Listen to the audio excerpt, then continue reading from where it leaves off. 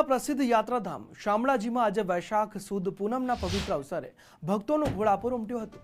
વધતી ગરમીને ધ્યાને રાખી ભગવાન શામળિયાને શીતળતા બક્ષતા સફેદ વસ્ત્રો અને સુવર્ણ આભૂષણોનો વિશેષ શણગાર કરવામાં આવ્યો હતો।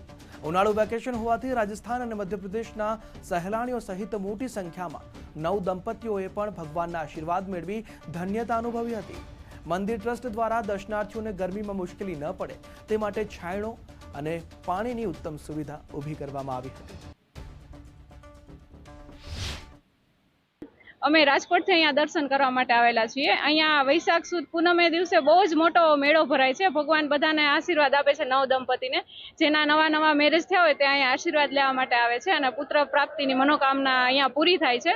ઘણા એવા દાખલા મેં જોયેલા છે। અમને 15 વર્ષ જેવું થયું મેરેજને, પણ અત્યારે ભગવાને હુકુમ કર્યો દર્શન કરવાનો, તો અમે અહીંયા દર્શન માટે રાજકોટથી આવ્યા છીએ। અમે અહીં લગ્નમાં આવ્યા હતા, પછી અમને ખબર પડી કે અહીં પુરાતન મંદિર છે, એટલે અમે શામળાજીના દર્શન કરવા આવીએ અને જતા આવતા અવારનવાર અમે અહીં દર્શન કરવા આવીએ છીએ।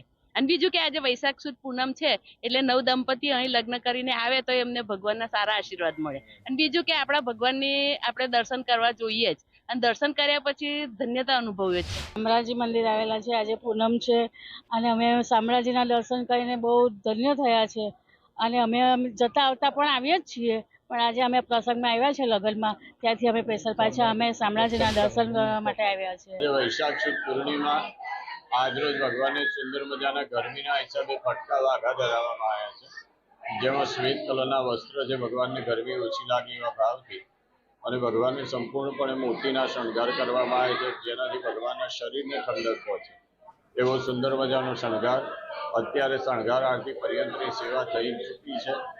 લાખો ભક્તો દર્શન કરી ધન્યતા અનુભવે છે।